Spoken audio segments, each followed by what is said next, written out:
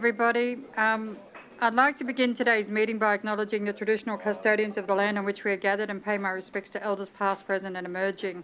Welcome to the City Infrastructure Committee meeting of 19 April. I declare this meeting open at 9:45 a.m. I'd like to advise attendees in the room that this meeting is being webcasted and audio recorded. I remind attendees to take necessary safety precautions.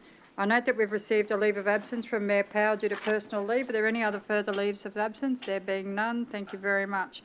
A motion will appear on the screen that Mayor Powell be granted a leave of absence in accordance with section 5.3C3 of the Local Government and Committee Meeting Code. Is there a mover for this motion? Councillor Russell. Is there a seconder? Councillor Bradley. All those in favour, please raise your hands. Sorry. I note that was carried unanimously. Thank you very much. So reports.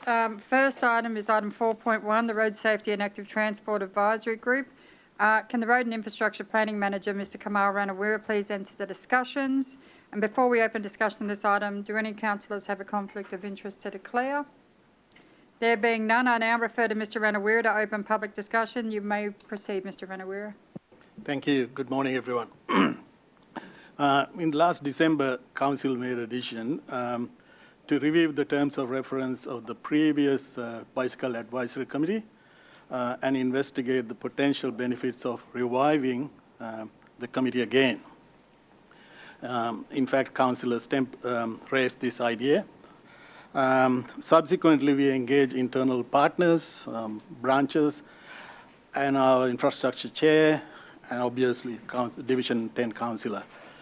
Based on the discussions, a forum of this nature can discuss not only bicycle user matters, but also road safety and all matters concerning active transport, and that will be beneficial. The obvious benefits will be sharing of ideas, discussing materials or reports to the committees, formulating proposals, discussing strategic and network level planning, including planning scheme suggestions to planning scheme. So the proposed forum is potential to provide a wide range of benefits. The draft terms of reference is attached for the Road Safety and Active Transport Advisory Group is attached to the report. The details include, I think, all the membership rules, the purpose, scope, limitations, authority, etc. So it's all there in the TOR. The group is to be represented by 3 councillors, relevant internal officers, and external parties, including partners of Safe Roads for Logan Partnership, that is police, TMR, Queensland Health and RACQ, and also the representatives of various bicycle user groups or clubs, and Queensland Walks as well. As for the draft TOR, the group is to meet every 3 months. The proposed membership in the TOR includes Councillor Stemp as chair, Councillor Lane and Councillor Russell as other 2 members. Happy to answer any questions. Thank you. Thanks very much. We've got Councillor Bradley followed by Councillor Heremiah. Thank you for bringing this report up. And thank you to Councillor Stemp for raising it. We've had a few discussions in relation to this, having previously been a member on this group and also being a cyclist as well. I probably would like to be on the group if I got support in the group, I should say, if I got support from councillors, but I'm okay if you don't feel, you want to leave it for newer councillors, that's fine, but just from my experience cycling, I could certainly add some value there. So that's all I want to say. Thank you. Well, Councillor Bradley, an email was sent out on the 22nd of March, and I'm happy for you to take my spot on the committee because I don't dress up in lycra and I certainly don't ride a bike. So that's sorted. Can we amend the motion quickly so I don't have to do it? Councillor Jeremiah. Thank you, Madam Chair. I'm in support of this group. I have some questions about the terms of reference and how they've been written. On page 11, page 5 of the terms of reference, it states that the group will consist of 10 members across council. Now, in its current state, excluding the amendment that will be put forward, it mentions the 3 councillors and then a number of group members from council officers. Now, I counted these up, and this doesn't equal 10 members. This equals 12 members. Yeah, I think it is a mistake. We'll have to adjust that. Also, I have a question about roles and responsibilities. Now, when I think of a chairperson, I don't think that a chairperson is a quasi-local government minister. That's not the community's interpretation of it. I think of a chairperson as someone who comes, runs the meetings, organises the meetings, and picks the time. So I'm curious as to why it was determined that in this terms of reference, the Director of Road and Water Infrastructure would have the discretion to choose the meeting times rather than the chair.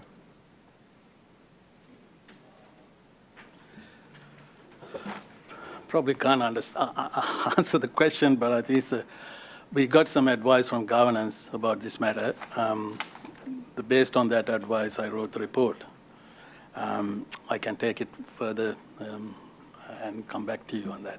That would be good. And when it comes to governance, I'm reading on page 2 of the report that the group makes recommendations to committees. Now, what happens when these group members come together and there might be a contentious recommendation? How do they determine whether or not that recommendation is made? Is there a vote? And if so, is the vote by a majority, a supermajority, or unanimous consent? I think in that instance, I can go back to the previous committee arrangement, and group can recommend anything. But taking it further to the, I think, committee sessions is responsibility of the director and the members as well, council officers as well. So whatever the recommendation, if the recommendation is something that we can't follow up, keep up, then of course we need to have a discussion about that and take it further. So we will be reporting back to them saying that recommendation cannot be taken any further. And so my question... I'm taking a hypothetical situation yeah, only. Okay. And that's okay, because that's what terms of references are about.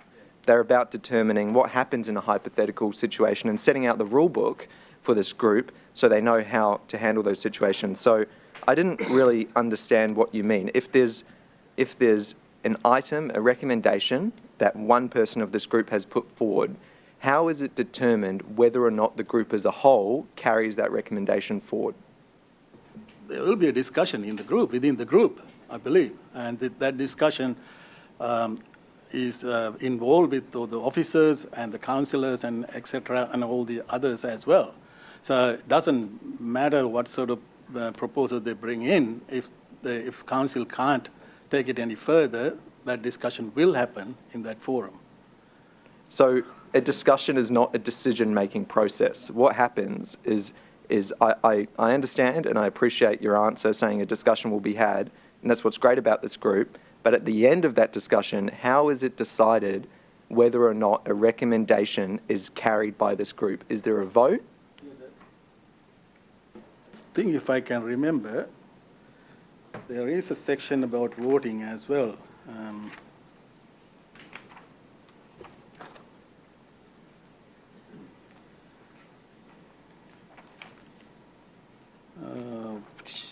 Okay, no.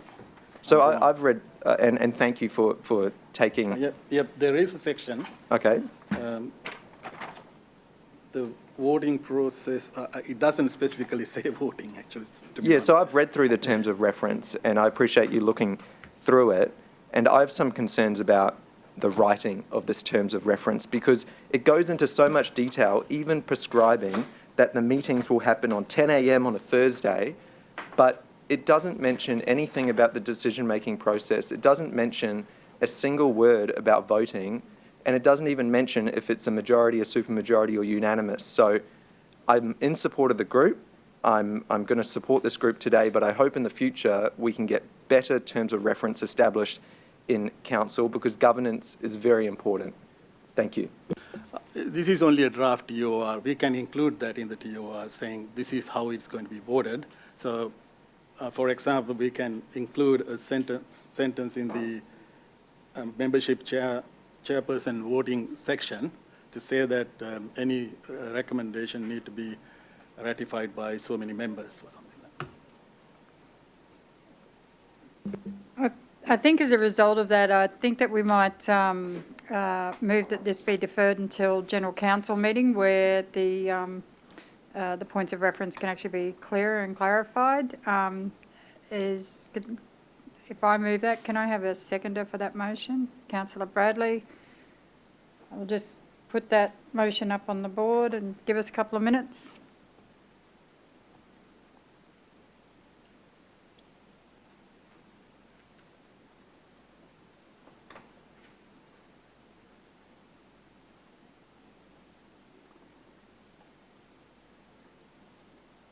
Councillor Bradley. Is it possible to have that amendment for myself to be included as well? Yeah. Yes, it is. Yes, it is. Councillor Stamp. Thank you, Madam Chair. I guess my question was, I'd like to ensure that the usefulness of this group is assessed on a periodic basis. Oh, sorry. Sorry. Do you want to do that before we move the motion? No, I was just going to say, could we include this in the terms of reference if we're doing an amendment? So I guess I was going to ask whether or not we could assess the usefulness of the group on an annual or, say, a 2-yearly basis to make sure it's achieving KPIs, because you just want to make sure that it's relevant and that it's achieving something. So if I could somehow have that worded in there, that would be appreciated.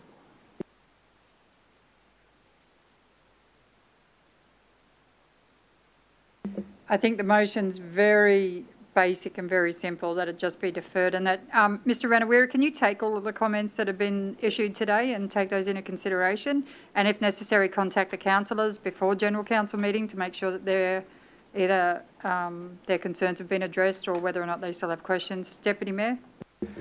Thank you, Madam Chair. Just as another piece of feedback, Councillor Herremeyer's point that you've enshrined the date of the meeting in the terms of reference means that if for whatever reason you need to change that meeting, you have to change the terms of reference. So probably better just to leave it in the hands of the chair and in consultation with the director, so that if we have a council meeting on that day, special council meeting, you don't need to move it and change the terms of reference every time that something changes in another part of the organisation. Councillor Bradley. And preferably in a council or committee week, please, because we've got election coming up. Okay, so there's a motion on the board. I've moved the motion. Councillor Bradley seconded it. Can I have raise of hands for all those supporting the motion? That's been carried unanimously. Thank you very much. Thanks, Mr Ranawira. Need to vote. Statement of intent for Road Pavement Assets Renewal Program 2022-2023 and 2023-2024. I'll now refer to item 4.2. Before we open discussion on this item, do any councillors have a conflict of interest to declare? There being none, I now refer to Mr Ranawira to open public discussion, and I note that you have someone with you, Mr Ranawira. Can you introduce them before you start, please? Sure. With me is the program leader for road asset management program, Anthony Southern. Anthony is going to talk about some details later on, but I will introduce the report at the beginning. The report is about road pavement rehabilitation statement of intent. The statement of road pavement assets and renewal program is one of the 4 statements that addresses the road needs in Logan. The other 3 are major roads capacity and safety program, which is current but also under review. Local roads program, which was endorsed, I think, last committee session. Intersection program, which is also current but going through a review process. So getting back to this particular SOI, the purpose of the road pavement asset renewal program is to identify the necessary interventions to achieve the most sustainable level of service and whole of life cycle management of road pavement. In other words, the aim is to optimize the long-term investment. The current investment by Logan is around $35 million a year. It is important to highlight the road pavement asset renewal program is not designed to upgrade roads by redesigning or alignment changes or adding further lanes or whatever. The general aim of the program is to renew or replace the road pavement or reseal road surface like for like. The statement of intent attached to the report is intended to be programmed and delivered in the next 2 financial years, that is 2023 and 2024, 2022-23, 23-24 financial years. That is the aim of the statement. The way the program is put together is outlined in the report itself. Basically, the inputs for the program development are the identify network-wide renewal needs, comes from condition survey, which was done in 2020-21 of the network.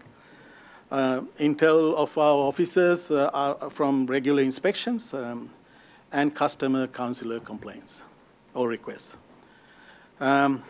The report provides some commentary of the recent condition survey, which was delayed due to COVID, and council-owned initiatives are also mentioned in the report.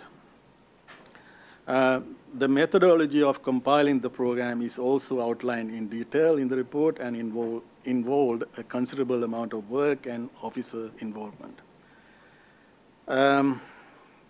The condition information derived in 2020-2021 is used to derive the overall health of the road network.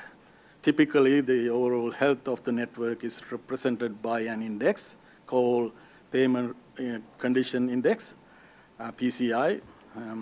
We managed to do an estimate recently of the PCI and found out it is very close to the last reported in 2019. The index goes from 1 to 10, 10 being the best score.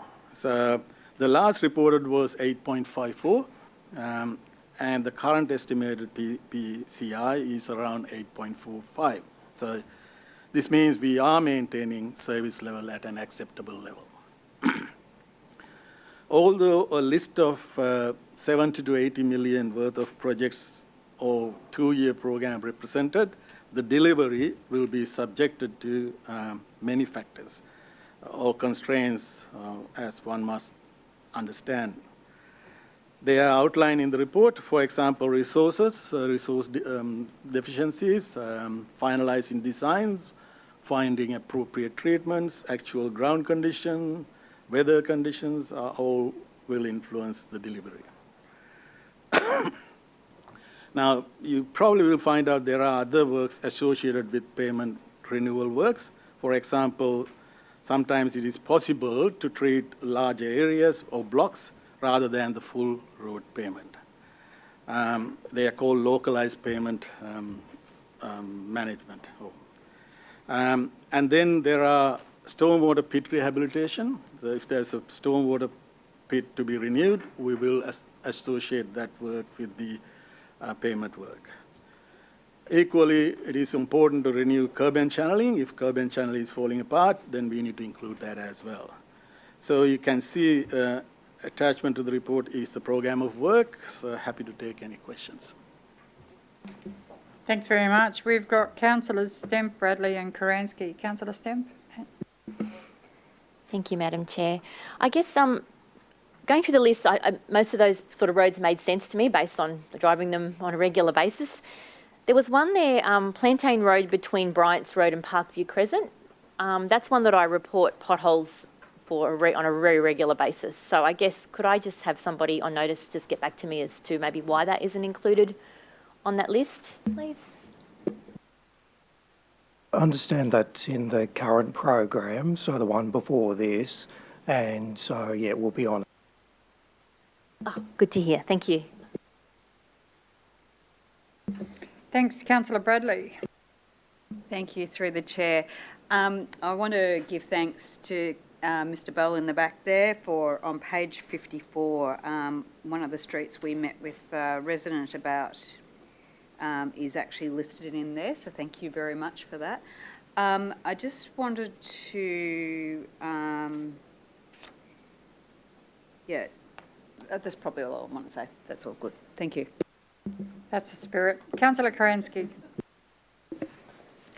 Thank you. I just had a couple of questions. I might ask direct to the program leader, Mr. Southern, if I may.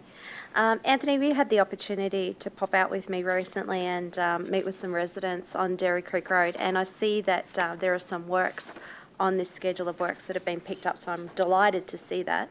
A question is, what does chainage mean? So I've got a note here, Waterford Tambourine Road to chainage 500 Cambogan Road.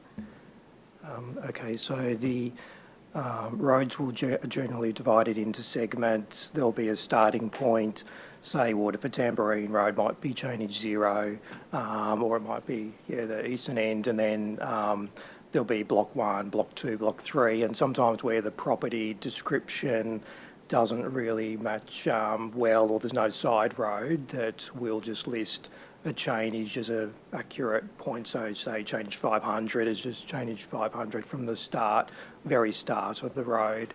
So that will generally be the eastern or western or northern or southern end of the road. Just start measuring from there. That will be the chainage. So not ideal, but That's like an old measurement, isn't it? Like measuring in chains. Is that where it came from? Yeah. No worries. I just saw it there, and the two jobs effectively are one after the other, and one is chainage up to 500 and 500 beyond. So I figured it was a measurement, but I didn't really understand what it was. That's how the segments are divided, and sometimes there'll be a sequence of segments, say 1 through to 4, and in that case, it's just listed to say chainage 500, then 500 to the next description. Excellent. And my comment just was that I'm really thrilled to see those particular projects on there, given the discussion we only had 2 weeks ago with the residents. So I look forward to these projects coming up. Thank you. Thanks for that. Councillor Wilcox. Thank you.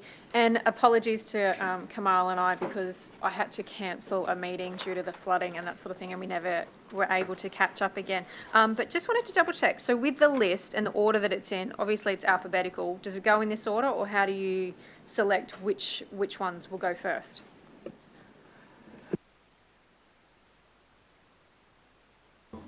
For the current list, it's effectively only 2 years, and we've listed it there by divisions and then alphabetical by each division.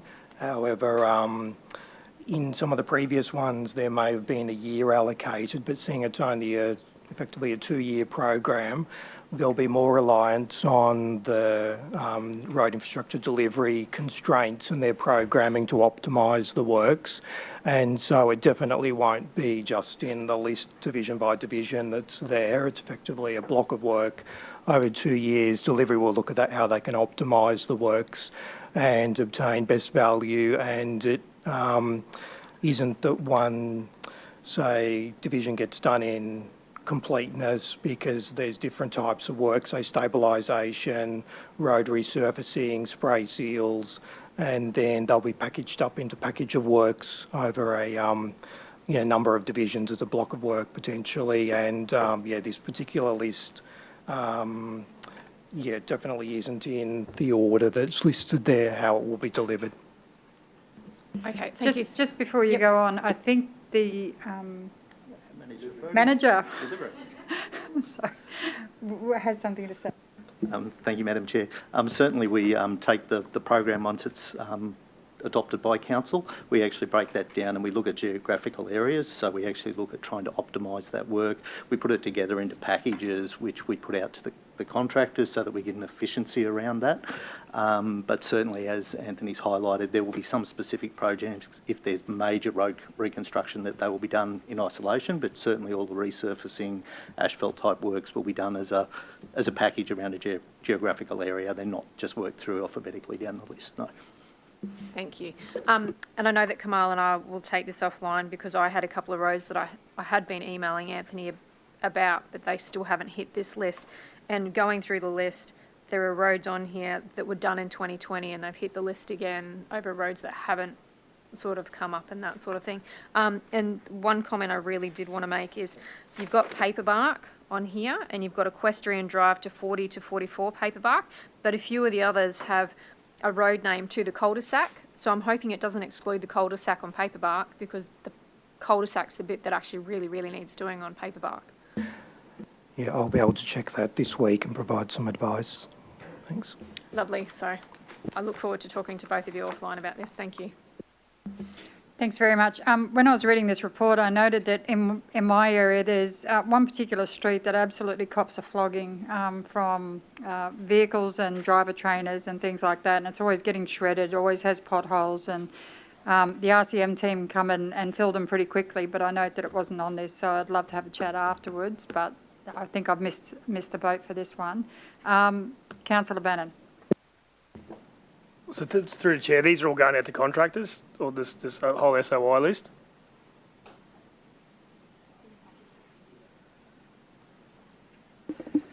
Through you, Madam Chair. Depending on the work, but certainly all the asphalt resurfacing work, all the spray seal work, all goes through contractors. If we come to a major granular road reconstruction, we would assess whether we would do that by contractor, whether we might have that done by RCM, but we would look at that on a case basis, but that would be a bigger design piece. Yep. So we've got the money sitting there to put this all out to contractor, this whole SOI? The funding for this program is in Council's forward budget, yes. What would your timeline be to knock the whole list off? So this is our list for 22, 23, 23, 24. We're still delivering the 21, 22 program at this point. The funding comes online each of those financial years, so we don't have that in advance. So we'd be trying to actually match the 35 million in delivery to the financial year in which it's allocated. There's some really good reasons around why we do that. So council gets measured on sustainability, which we have to report to the QAO. If we pre-deliver work, it makes one year look really good, but it makes the subsequent year, when we don't do as much work, look poorly. And that doesn't look so good in council's financial statements if our sustainability ratio drops, and then we get questions from QAO on how we're actually managing our infrastructure. Because we get graded on delivering with the community, so I think people are seeing these roads on here and getting excited, but realistically some of these roads mightn't come for 5 or 6 years, realistically. You reckon you'll do this whole list in 2 years? But yeah, I know the SOI is for 2 years, but doesn't mean you do it. Our intent is to do it in 2 years. The only caveat that I would put over any of that is if we find something on site in one of the roads which we really don't anticipate and we have to come up with a unique solution for that, that may have an adverse impact on us. But 99% of this program we would expect to deliver within the 2 years, yes. That's great news. Yep. Thank you. You're most welcome. Okay, so is there anything else that you gentlemen want to add to your report, or you're happy for us to... Can I have a mover for the motion that's up on the screen, please? Councillor Bradley, seconder. Councillor Karansky, all those in favour, please raise your hand. That's carried unanimously. Thank you very much. Thank you very much, gentlemen. So moving on to item 4.3, Stormwater Channel Naturalisation Framework. Before we open discussion on this item, do any councillors have a conflict of interest to declare? There being none, I now refer to Mr Ranawira to open public discussion. You may proceed, and could you please introduce the person sitting to your right? Sorry. Yes, I brought Kylie Drapal for this session. Kylie look after our water-sensitive urban design infrastructure. So before I leave it to Kylie, I'll probably will introduce the report, and any questions Kylie can answer as well. The report is about stormwater channel naturalization. Channel naturalization probably is the reversal of channelization. It is written in response to a previous resolution of council, instigated by Councillor Hall. Since then, officers have carried out investigations into this matter, engaging river and catchment engineering, parks, health environment waste branch, and RCM, and Division 6 Council as well. As part of the investigation, the report recognizes that waterway naturalization has the potential to enhance livability for communities. And the initiative is very much aligned with the Logan and Albert visions and the City of Logan Natural Environmental Strategy too.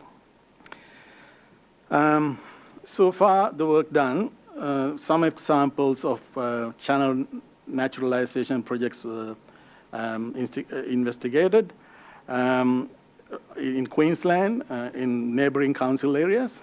Officers have also made a list of potential channel naturalization opportunities, which is attached to the report. Report also outlines some works that are ongoing at current state, including the project in Sturdy Park by Parks Branch. The Logan City has around 30 kilometers of open concrete lined channels, drains. These drains have been channelized for historical reasons. The fact remains, historically, natural creeks or waterways have been changed and channelized using concrete to address certain problems or achieve certain objectives, most likely to be as part of development or growth. It may have been the case channelization was considered as a solution for conveying stormwater as quick as possible from areas. Or quick removal of stormwater would have been the consideration in the past, I believe. Or it could be the case channelization was undertaken as a solution for erosion control, to manage weed growth in wet areas or in channel beds. Or it could be the case channelization was done to lessen the maintenance work. Whatever were those reasons in the past, it is important to identify, recognize, and mitigate the risk prior to undertaking a naturalization project. As a result, the report proposes to develop a framework called Stormwater Channel Naturalization Framework. We think by developing and having such a framework is quite useful to deal with the naturalization project in a consistent manner. We believe it will provide the framework to make an informed decision on channel naturalization.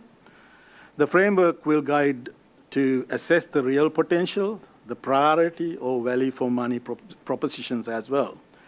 It can be applied by any service branch within council, doesn't need to be RIP or any parks, river and catchment, HEW, land, any land custodian can apply that framework. Happy to take any questions now. Thanks very much. I've got Councillor Raven, Councillor Bradley, Councillor Murphy, and then Councillor Stamp. Thank you, Madam Chair. Through you. From the outset, I want to say I support the idea. I think it's a good one. Division 5 has a lot of stormwater channels in varying states of disrepair, and I'm always concerned when we have heavy rain that the flash flooding has often contributed to the fact that the water gets very quickly through those channels into Scrubby Creek, and then Scrubby Creek comes up and roads like 2nd Avenue Bridge get cut off very early on in the process. And so I'm hopeful that if we can start naturalising these areas that it'll provide a water quality benefit, but also hopefully provide us a little bit of flood mitigation, give us a bit more time before those low-lying roads go under. You said in the report that there's support from the community, but whenever I speak to community about it, they've never heard of it. So what sort of community engagement did you do, and can councillors have a copy of that? Thank you, Councillor. So currently, we've undertaken specific communication targeting projects such as the Sturdy Park and talking with members in that particular area and what their thoughts were on potential designs and what we put forward. We've also talked with, I guess, equivalent bodies within other councils and their communications as well. So we've been targeting that side of communication at the moment. Because we are at the very early stages of this, we definitely do want to go out and get further community consults in specific areas where these may be targeted or suitable options. The ones identified here have been taken from being owned by council, and therefore better opportunity for us to do works, and therefore those specific areas we would very much like to talk to the people in those areas about what they believe would be good, I guess, design options. But there's definitely further work to be done there as well as work we've already done. Just as long as the local councillors in each area are part of that Oh, definitely. consultation so that we can hear firsthand, because consulting on design is great, but also just understanding how people use the space, what they expect from it. Yes, yeah, and that's a very important aspect of these as well. Because I think some people believe that concrete channels are better for flood mitigation when Yes, they're yeah, actually the they're- opposite, and it'd be good to use it as an education opportunity as well. Very much so. Thank you. Thanks very much. Councillor Bradley. Thank you, through the chair. On page 57 of the report, it refers to a number of projects, and you've got here Passerine Park, and you've listed it as in Rochdale. Rochdale is actually in Brisbane City Council, not Logan City Council. Can you Sorry, please it should be change that Rochdale to Rochdale South? Rochdale South. Thank you. Also, that particular area goes from Daisy Hill Conservation Park all the way through Passerine Park to Priestdale Road, and eventually goes to Redlands Water Supply. So we actually got some funding last year for a project from the Council of Mayors for some basically improvements, naturalisation of that particular creek body. And back in, I think it was 2014, somewhere around there, we actually did huge public consultation for that whole catchment. And there is already a plan in parks for that. So I don't know where that's gone. I've asked for it because it just seems to have gone into the ether, but that's already been consulted. And I think Daryl may even have a memory of coming out with me looking at that particular creek bed, because it is concreted and I wanted to naturalise it, but I think that was opposing views that we had at the time. But anyway, it has been consulted. Thank you. Already. That's wonderful to know, Councillor Bradley. Within that particular area, I've been talking very closely with Parks and Hugh about the work that they've undertaken in Priest Gully, a little bit further downstream of these potential sites. And again, these are not sites that are set in stone. These are potentials that we can investigate. Yep. And this is not a limited list either. It might be that some of these are unsuitable and other sites we haven't looked at yet are. Yep. But yeah, definitely, if there's more consultation information about those particular areas, I'd love to chase that up. Yep. Thank you. Thanks for that. Councillor Murphy. Thank you, through the chair. Thank you for bringing this report through. I'd just like to highlight number 8 on page 57 as well, which is the Cecil Clarke Park, Eagleby. This particular park, we've been working on a master plan. I believe it's finished with the parks team and Candy. We would like to naturalise that area. The only concerns that I'd need to take into consideration is once the park crosses Friars Road, it becomes a creek which runs out through Sharon Drive, and it is also a very heavy flooded area. It floods quite quickly with rain and can block off people. But on the other side of the park, the actual river is owned by private property, which is not maintained. And we have issues with that section not being cleared out. I've had the roads team out before, and it is actually the private owner's responsibility. So I'd love to highlight that. I'm ready to talk to people to see if we can take it to the next step if we can. Thank you. Thank you, Councillor. Just a note, for Cecil Clarke Park, I've been talking very thoroughly with Candy about that plan, and they're very interested in obviously this option as well. And we're also looking at the opportunity to design ease of maintenance designs that will also reduce weed seed loading so that adjacent properties, again, have that maintenance requirement reduced over time. Again, this isn't a short-term thing. These are systems that develop over time, so we do incorporate those aspects into the designs as well. Thank you, through the chair. Thank you for taking that into consideration. This park is renowned for having lots of shopping trolleys and stuff like that in the gullies, which get washed down, especially through the floods. On the other side of Friars Road, there is a lot of debris in that catchment area, and that's sometimes what what hinders us, especially through the flooding. So I think we need to also work with our outside neighbours and residentials. We've got one of the last properties right in the central of Eagleby that would need to work with, an older family, and then a block of units as well. So happy to consult with you and make this happen. Thank you. Councillor Stamp. Thank you, Madam Chair. Through you, I think this is a really great concept, and I'd like to have a chat about some maybe areas in my area down the track. But I guess my first question was with regard to the one-off cost. You mentioned that you've been consulting with other councils, so you're consulting with councils that have obviously done this successfully. And based on that, can we not use their framework to a certain degree to maybe bring the costs down? That was what I was just sort of curious about, as to how much we were utilising what's already been done as a guide. Oh, thank you. Yeah. Yeah, I think we have to do that. And if we are going to commission a consultant, whoever, an expert to do this, obviously they will bring in what has happened in other parts of the world as well. In terms of Logan, I think we are proposing to do few feasibility studies. We need to be specific to Logan as well. Sorry. So all those things has to be considered. I think one of the thing is to look at those feasibilities as well as looking at all the research and what has happened in other areas, and then come up with a framework. Sorry. That's okay. One more throat clearing and you're out. No, I'm just kidding. Councillor Hall, you raised this. Are you wanting to go last? Because we've still got a few more questions, but they came in after you. Okay, thanks. Councillor Wilcox? Thank you. Reading this report, it was rattling through my mind areas in my division that I thought could use this and that sort of thing.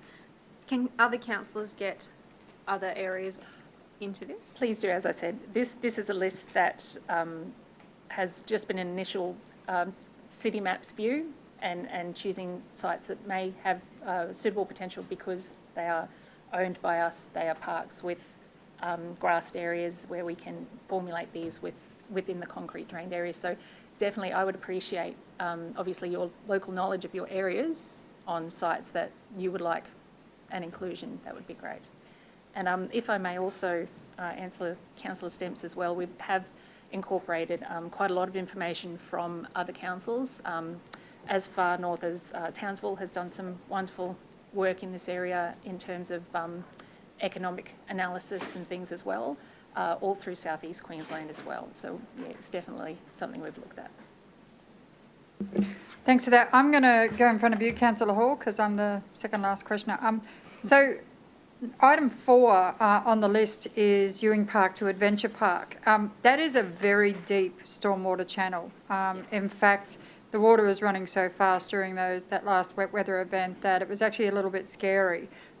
In rehabilitating that, would it be potentially possible to have some sort of, I don't know, ladders randomly along the section built into it? I just imagine that if someone was actually caught in that and thinking it was a play area, that it could potentially result in serious outcomes and fatal outcomes. I visited Councillor Wilcox area, and I note that under some of her bridges, which are big gully washes as well, there's a great deal of natural habitat in there, but again, people see it as a pathway or an alternate option for them. Mm. So in doing item number 4, which I'd love to see happen, is there a safety part of that process that you go through?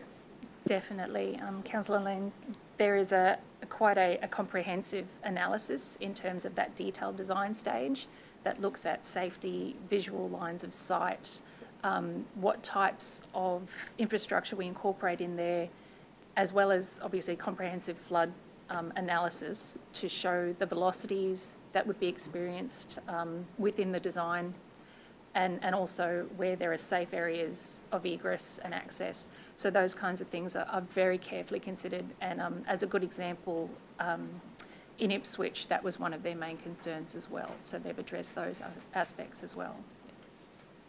Thanks very much. Councillor Hall. Thank you through the chair. Look, I am elated that this report has come up. I'd really like to thank the Road Infrastructure Planning Manager for taking this serious and for doing it so comprehensively. I would like some information though. I've been told by someone that previously, around 2016, Sturdy Park had already considered a naturalisation, or is that true?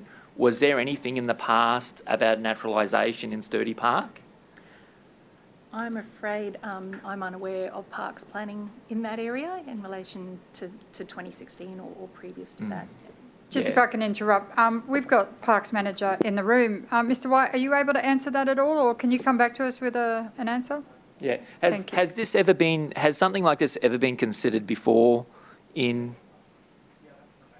Okay, because it'd be good to clarify this. And look, a lot of people say that this idea came from me, and it didn't just come from me. It actually, this idea came about from a very well-known gentleman named Tony Sharp of Substation 33 fame, who proposed this in actually a different park to Sturdy Park.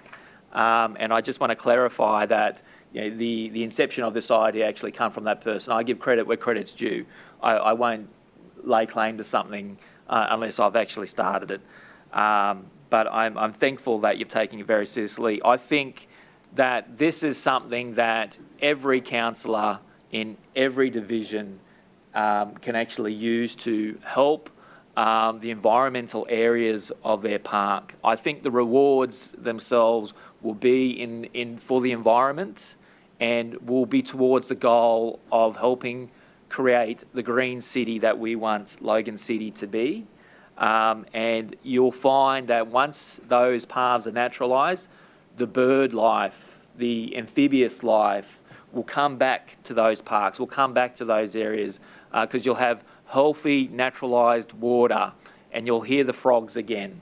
I do know that there has been concerns raised about the safety of these. I mean, I've had some of these drainways confused with footpaths, and I've had residents ask, why is that footpath always muddy? And I've had to explain to them it's not actually a footpath, it's a draining stormwater out. I think this will help clarify some of the confusion as to what is a footpath and what is a drain, because it's naturalised and very apparent. And of course, parents, be mindful of your children. They're not to be playing near these drains or in these drains.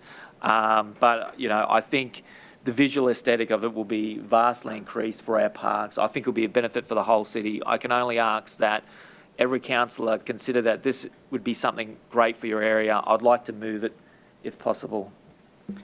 Thanks very much. And Mr White, you'll come back to, I gather, your report tomorrow on whether or not there'd been any previous, if that's okay?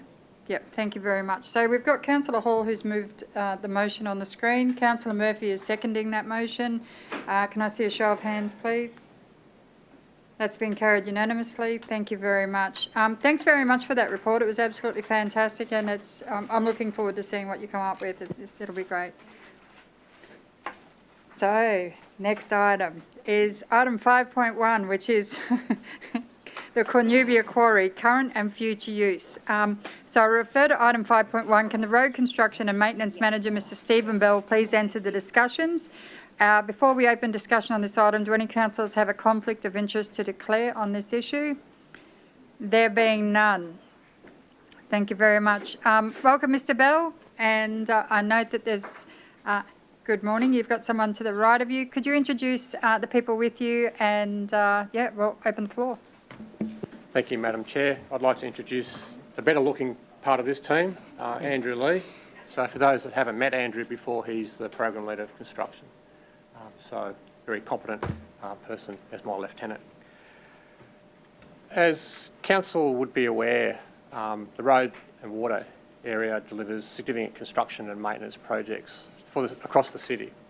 And in support of those activities that we undertake, we need filling sites. We generate a lot of spoil that needs to be disposed of.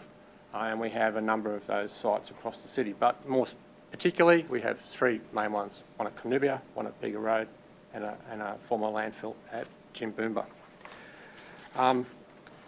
So some information about the site at Cornubia. It's owned by council in freehold. It was purchased as a gravel resource in August 1980. We don't use it as a gravel extraction site anymore, or as a quarry. It's now used as a fill site.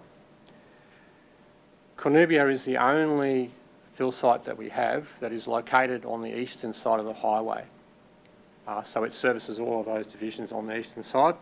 It's a valuable resource which supports the delivery of council's road and water construction and maintenance projects. Other than the Cornubia fill site and our Bega Road facility, which is on the other side of the highway, there are no other fill sites located to the north or east of the city to service the requirements of any works undertaken within Division 1, 2, 3, 5, 6, 7, 10 and 12 in a cost-effective and timely manner.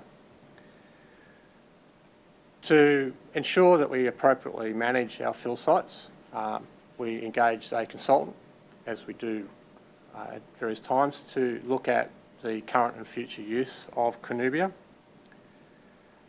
And that assessment has basically been completed, where we've been able to provide additional fill space at Cornubia in the order of 134,000 to 386,000 cubic metres of airspace. That's a significant increase on what existed previously, but it's a fair testament of the work that the consultant has undertaken to make sure that we use that site appropriately.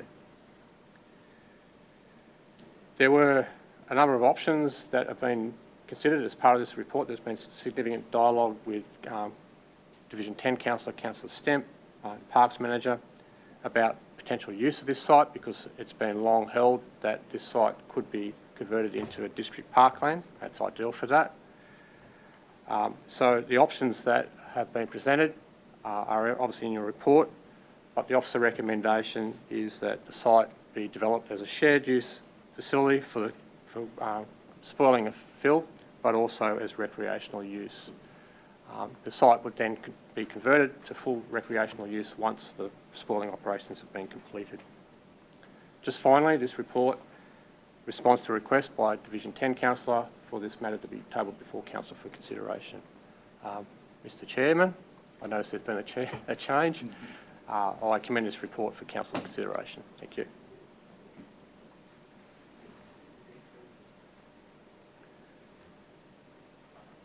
Sorry about that, Mr Bell. Someone put chocolate in the back of the office. Councillor Stemp, have you got any questions for today? I wasn't sure if I should go last, so I was going to just open up discussion and maybe go last if possible. I don't have any other people that...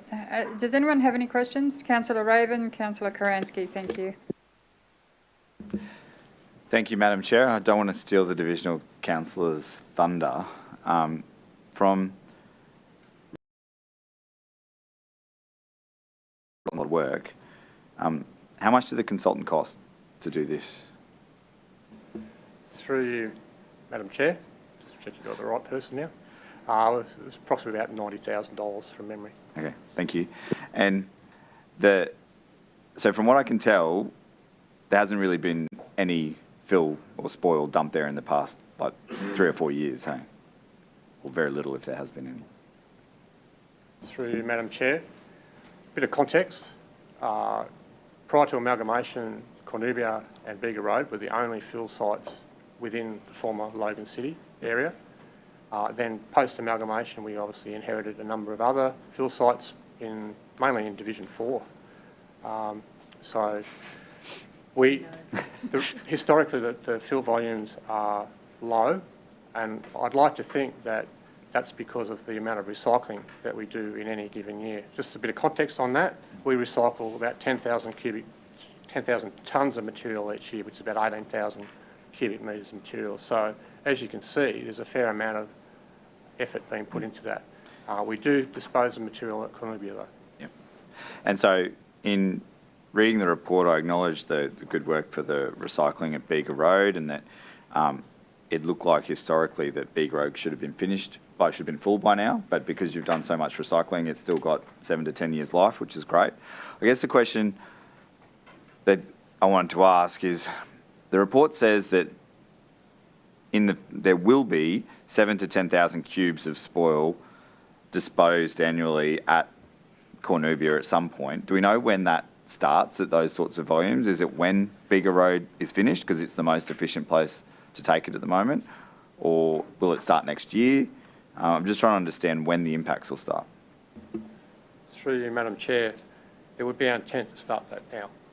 Fundamentally, Bega Road is a vital location. It's centrally located within the city. It's predominantly used as our recycling area at the moment. We also stockpile material there. Of the recycled material, about 30% of that is byproduct, which then gets used as fill. But we're looking at diverting fill away from there so we can actually maximise the use of Bega Road. So the 7,000 to 10,000 cubic metres would be going to Cornubia almost immediately. Okay.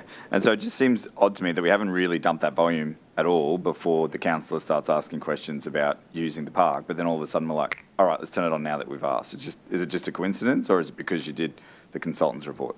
Through you, Madam Chair, we were already considering strategically managing our fill sites a lot better. There hadn't been the rigour applied to the fill sites across the board, and so we had already been considering undertaking a study to look at Cornubia, given the issues that we have at Bega in terms of being able to dispose of material there. If we run out of material, if we run out of spoil site there, then it has a significant consequence on our construction and maintenance program. Okay. And so if you're going to start straight away at Cornubia, does that mean you're going to upgrade that entry point to being a roundabout? Is that the first step in starting straight away? Through you, Madam Chair, no, we would, as the report highlights, there needs to be further work undertaken on what type of intersection is appropriate. We did look at a number of connections onto California Creek Road, one of which was a roundabout, another one is a staggered T intersection. If we're looking at running more trucks in there, certainly safety would be an issue and we'll need to address that.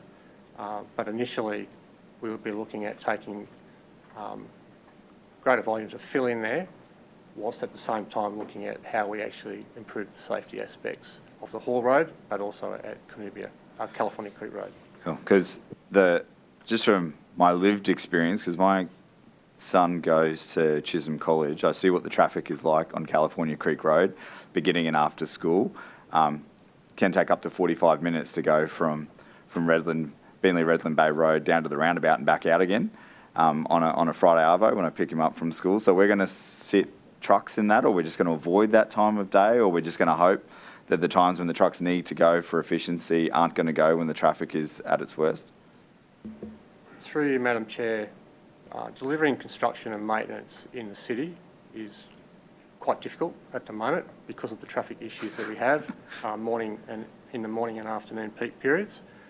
Certainly we would try and minimise any traffic generation at that time where we know that there's greater demands on the road network. If we can do that, we'll certainly take the loads outside of those hours in the initial instance. Last question with your indulgence, Madam Chair. So when I read the report, it says you only need 3 hectares of the 21 hectare site, 22 hectare site, 23 hectare site. But when I look at the actual aerial photography, the cleared area in the middle looks like way more than a seventh of that site. It looks like it's about 30% of the site. So will you use that whole space? Is that whole space 3 hectares in the cleared area, or is that the cleared area is bigger than the actual area that you need to use for fill? Through you, Madam Chair, the 3 hectares is all we need. Okay. So it seems like a pretty big park that's left over. It is a big parcel of land. So the land area is 23.1 hectares. Yep. Out of that, the fill area is approximately 3 hectares. So the residual of 20 hectares we don't currently use, and we won't use because there are significant constraints on the site environmentally. There's flooding issues, and there's obviously a major transmission line that runs right through the middle of the site as well. And 3 hectares includes the access road that you use to get to your part of the site, to the part of the site that you'll use for fill, because it's all your site at the moment? Through you, Madam Chair, no, it doesn't. Okay. It excludes that. Okay, thank you. Thanks very much. Councillor Karansky, you're up. Thank you. Actually, Councillor Redman went some way to asking the questions I wanted to ask. I just wanted to make the comment that some time ago, I have tried to investigate the potential for a disused quarry site in Division 4. As you said, I have several of them, and the potential to use it for another purpose or community use, and I've just consistently hit with a brick wall. So I'd like to commend the area councillor on her tenacity in bringing this report back to council. I know that that would have been a difficult fight for you, so well done. I'm intrigued by the fact that we arrived at this decision to look for a compromised outcome. That would not have been my expectation when this report was coming back to council, so I can only assume that that is the value of engaging with a consultant. Through you, Madam Chair, as alluded to in the report, council only has one fill site on the eastern side of the highway. The highway is a major impediment to being able to do work. Clearly, the site at Cornubia has all of the characteristics which are needed for a fill site. It has excellent vegetation buffers. Its near neighbours are quite distant from the fill site. You can't actually see the fill site from anywhere. It's a fair distance off California Creek Road, and there's an established access there. And the site, quite frankly, couldn't be used for anything else apart from potentially parkland or a fill site.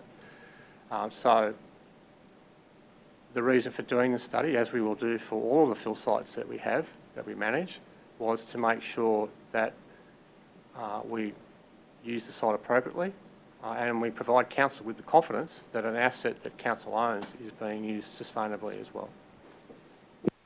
And just one final question. When do you anticipate that the site will be at its end of life? Through you, Madam Chair, the consultant undertook some assessment about how much material could be taken into that site, and that's where the 7,000 to 10,000 cubic metres has come from. A bit of technical information for council is that the fill site is basically like a big dome. It's a shape, and on the side of it, it has what we call batter slopes.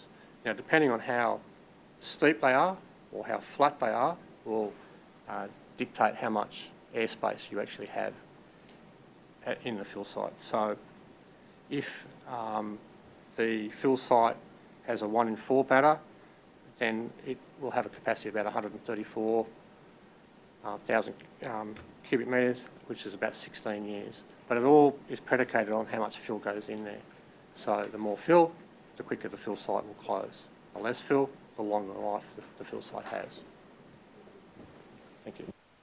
Thanks for that. Councillor Bannon. Thank you, through the chair. I'll come from two sides. The one from a construction background, I know how hard it is to have a fill site and how critical they are to have them. And it wouldn't matter if you're dropping 10 body loads a year in that thing at the moment. It would be suicide to give up that quarry, the dump site. It just would. With development going through and roads, and it's hard to predict how much dirt you're going to dump in something because everything changes. Like Yarrabilba went through the roof, then stopped for 3 or 4 years. Now it's getting busy again. Now Flagstone's slowing down. You can't predict it. You can't predict what people spend in the area. But to give up a fill site on the eastern side of the high would be suicide. There's no other word for it. It's all good to say divert it to Jimboomba, but it's cartage, it's fuel, it's transport. I don't care if you divert it to Jimboomba because it fills my site quicker and I could do more stuff with it, so it doesn't bother me. But it will cost ratepayers a stack of money to divert it. Like just the time alone in a truck to go from that side of the highway to Jimboomba is ridiculous. It just doubles the cost and it's suicide to get rid of it. This is incredibly similar. It's almost identical to the old landfill site of Jimboomba, which everyone knows is old Coomba Super Park. Like I'm using that fill. So I met Stephen Bell on site. I had an idea of what I want to look like. It won't. We're getting our terrace different spots. RCM can pretty much build me all those pads for free. By if we get a good master plan, he can design that entire park, put fill in the right spots. I hope it takes 15, 20 years because it will be spectacular. But I could still build the parts which are restrictive environment and put walking tracks and push-by tracks. I could still do all that and open the park up in stages. So I think the report here and what's come back is a pretty good. That's exactly what I'm doing at Jimboomba. except I haven't gone through this channel with it. Like, you can't give up a fill site, it's crazy. But if it's a lot of that stuff, it's only 3 hectares in the middle, there's a heap of stuff you can do there and open up in sections. And as for access roads, it's RCM, they can build an access road. I'm actually moving the access road in Jimboomba further away from a blind corner so the trucks can get in and out of that. They do roads for a living. So I don't want to chop Councillor Stemp at all, but there's a million things you can do in there and start doing them now through your planning without losing that site. You cannot lose that site. To lose it, the only dump site you got on that east side of the highway would be crazy. And we'd be paying for that for a long time if we get rid of it. Thanks very much, Councillor Bannon. I'm going to go next and then Councillor Stemp, if that's okay. 3 hectares is what you've designated as needing for the fill site. What's the barrier around that 3 hectares, or is that in total? Do you have an exclusion zone around the 3 hectares? Through you, Madam Chair, we do have an exclusion zone. It's called vegetation. The vegetation is something that we're not allowed to touch. It's remnant vegetation. It's highly valued. So that does provide the exclusion around the fill area. Obviously, we would need, if it goes to a shared use, which is what the officers are recommending, then we would need to make sure there's appropriate security in terms of fencing and so forth around there. No worries. The reason why I ask that is the other quarries in my area, the other fill sites in my division, and I recommend please don't put a roundabout on California Creek Road because you will regret it when trucks are trying to pull out in front of very busy traffic, as we see on Bega Road. The consideration for the future in actually filling that site and then turning it into something that the community can access, everything about that fill site will be safe in terms of there is no gases escaping, there's nothing environmental that will actually stop it from becoming a mega super park in the future. Through you, Madam Chair, unlike the Jimboomba site, Jimboomba is a former landfill, so it's got a lot of interesting things that have been dumped in the ground there. So, yes, it will develop gases and all sorts of things. Whereas with the site at California Creek Road, or Canubia, it's clean fill, so it doesn't have the same constraints as what the site does at Jimboomba. Thanks. And just one last question. So the amended numbers that are in the report are simply because Council's being proactive in recycling, reusing and reassessing the materials that they're using in our roads, is that right?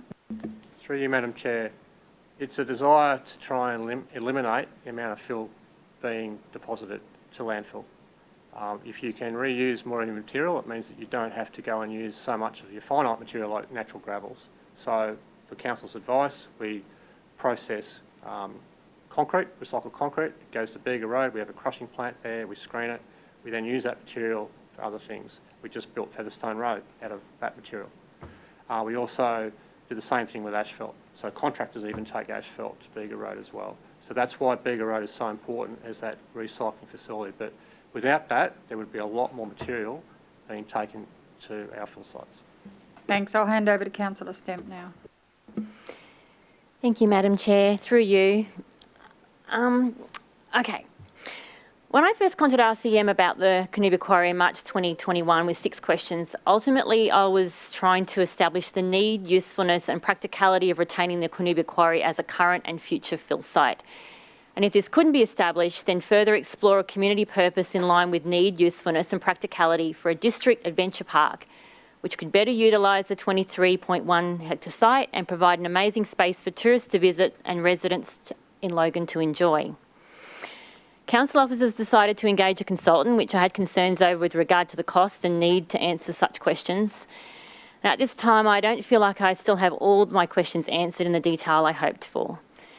If you'll please indulge me, I still have a couple more. The original RCM fill plan for Canubia Quarry was 30,000 cubic metres, which now after assessment by the consultant has been increased up to a possible 386,200 cubic metres, an increase of 1,287%. In 2015, the RCM fill plan for Bega Road indicated an estimated remaining life of approximately 7 to 10 years. And in the current report in 2022, it's noted that Bega Road site still has an estimated remaining life of approximately 7 years. I understand this hasn't been assessed by an independent consultant at this time. Based on this, how can we be confident that the useful life of the Bega Road and other alternative sites is accurate when Cornubia Quarry's fill estimate was so significantly different between the RCM assessed and the consultant assessed? Through you, Madam Chair. From what I understand, the original fill plan was completed in the 2000s, so a long time ago. Since that time, there has been no further assessment of that fill plan. It's a conservative fill plan. I don't know the logic behind that. I don't know how they actually come about. This current model looks at the entire area that has been degraded that needs to be filled. There are quite comprehensive computer models. The site has been extensively surveyed and computer models generated to determine what volume of material we can realistically put in there. I have a lot of confidence in the numbers that have been presented to Council today in the available airspace available at Cornubia. I have a lot more confidence in these numbers than I do in the numbers that were provided historically. Again, because in my opinion, that was based on a conservative plan. I guess my question though is around Bega Road. So my question is, I mean, how do we know how much more fill space we've really got in there without engaging a consultant for that site? Through you, Madam Chair, we do have a fill plan for Bega Road. That was developed some time ago. We are looking at revising that, but I have a lot more confidence with the fill in Bega Road than I did for Cornubia based on the 30,000 cubic metres. At this point in time, we will be doing a reassessment at Bega Road. Okay. The report averages current spoil taken to Bega Road facility. However, Council have noted they do not record the specific location of the material. With the southwestern part of the city being the major growth area and Cornubia being at the most eastern part of the city and in proximity to the oldest parts of the city, are the estimated cost to Council figures of transporting fill to locations other than Cornubia accurate, considering the improved recycling and limited future projects across the eastern side of the city? Through you, Madam Chair, all material that goes to Bega Road is recorded. So we have a gatehouse there, we have an officer that sits in that gatehouse, and all material, in terms of the number of trucks that come through and the volume of material that comes through, is recorded. The reason for that is because we only take clean fill. We have had instances where there's been other material which has been taken to that site we've had to turn away. So to respond to that question, we do have records of material that goes to Bega Road. In terms of the assessment in the report, we did some calculations to determine what would be the impact of not having Cornubia and taking all the material out to Jimboomba. And we did a calculation, so we know that we've got about 40,000 cubic metres a year. We divided that by 12, times that by the number of supporting divisions, and we've got a figure of about 26,700 cubic metres. The numbers that we calculated for the haulage costs only out to Jimboomba showed that there was a significant increase in costs to Council as a result of taking material out to Jimboomba as opposed to taking it to Cornubia. And those costs only were for haulage only. They didn't include interruptions to your cycle times, additional plant and the like. So hopefully that answers your question there. There is a cost that would need to be borne by Council as part of the capital and maintenance program. So does Bega Road record where the waste comes from, where the fuel comes from? It does record where it's actually come from, in terms of which suburbs? Through you, Madam Chair, I believe so, yes. Sorry, just a couple other ones. So in terms of, I know it was discussed about how much fuel's gone into Cornubia in the last, say, two to 5 years. Are Council currently tracking and testing material dumped at Cornubia Quarry and considering potential runoff into the nature reserve? Through you, Madam Chair, if Council agrees with the premise today that there'd be a shared use site, any work that's undertaken on that site, we would need to control runoff. We'd need to do that anyway.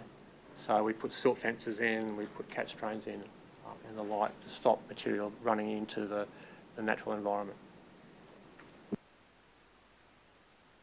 I guess the other question was, which has already been discussed, when would the road upgrades be carried out and when is it proposed the quarry would commence operations? Because from the consultant's report, it indicated it really wasn't ready at this point to be taking that sort of fill from that point of view. Through you, Madam Chair, whilst the access road into Cornubia is not ideal in terms of the number of truckloads that we would be looking at taking in there, if we were to undertake a moderate increase, it would be based on the current guidelines. But no doubt we need to do some further work on the access road and at the intersection, and that's something that we would need to liaise with RID about the timing of any work that we would do on California Creek Road. All right, finally, I have concerns over the impact of a fully functioning fill site would have on my community with only 2-lane road access, California Creek already experiencing serious traffic issues due to development occurring out at Redlands shoreline, a large local high school just up the road, established residential communities opposite and surrounding the site, and concerns about the impact on the flora, fauna and waterways. This isn't Bega Road, which has 4-lane access, sits on the edge of an industrial estate with limited environmental constraints and has containment ponds. Has the social licence of this site in terms of California Creek environment, residents and schools been fully considered, and what community consultation will be performed prior to scaling up? Through you, Madam Chair, as for this report we have done no consultation. It wasn't intended to do any consultation. The community are already aware that there's a fill site there and have been for many, many years. So it's not like the work undertaken by council on that land is unknown to the local community. What I will say in response to the number of trucks and impact on the road, those issues will occur in other areas if that material needs to go somewhere else. So not only, will those impacts likely occur at California Creek Road, but they will also occur in those sites where we need to take trucks on those roads. So if we were to take out Timboomba, they also will experience similar problems of having additional truckloads on their roads as well. I guess just from my community's perspective, they see it as a disused site and they see it, that's where they've come to me and asked, well, what can we use it for? Because they see it as a disused site. So I guess it's community perception is it's not used. But anyway, to finish off, I've been trying to establish a need, usefulness and practicality of this site as a future full-scale site, but I don't believe this report has established this. A need for a district park has already been established, but suitable land couldn't be found, and the Cornubia Quarry has been assessed as a suitable location. A 23.1 hectare site with diverse terrain could open up many opportunities from a recreational point of view. An extension of the surrounding mountain bike trail network, walking trails, a downhill skills bike track, pump track and picnic areas, even the possibility of a commercial operator providing a treetop adventure or zipline tourist attraction or rock climbing. There are many recreational possibilities for this site which can be designed in harmony with the environment and around other constraints such as the power lines and waterways. And this could be a fully utilised space within walking distance for a large proportion of my community. The current recommendation suggests the site could function as a shared site with compatible recreational activities for up to 35 years based on proposed fill volumes. And a master plan would incorporate plans for areas that can be released at stage filling as the site occurs. But I don't believe this recommendation has considered how this would actually work, the full impact this would have on the community or the environment, or whether a fill site is actually needed in this location of the city for the future. Based on this, when debate is concluded, I would like to put forward an alternative motion. Thanks for that. No more, Councillor Stamp? Yep. So I'm just going to duck in on this just for a minute. Mr Bell, when you're looking at Cornubia, it's not a disused site, it's a not yet used site, is that correct? Through you, Madam Chair, the site is still used. We still take material there. So any material that can't be recycled will go to Cornubia. So as the table shows, is that there's been a minimal amount of material that goes in there year on, year out. So it is still used. And the next thing is Councillor Stamp's absolutely right. You know, I mean, she's got a school up the road from it. She's got emerging communities. Bega Road only has a high school, a private school, houses all around it, and it does connect with a 4-lane road, but the wait times can be up to 35 minutes to get out onto that road. Is there something that you can do to improve those outcomes in Cornubia when you're down the track? Because I imagine there will be at least another 1 to 2 schools on California Creek Road in the future. Through you, Madam Chair, if the recommendation is approved by council to go to a shared use facility, clearly there would be a need for the Parks branch and RCM to work collaboratively with Councillor Stemp to look at how that site might look and feel, both as an interim but also as a full site. And as part of that collaboration, there would need to be some work undertaken about access roads and the connection onto California Creek Road and the like. So I see those discussions being done simultaneously.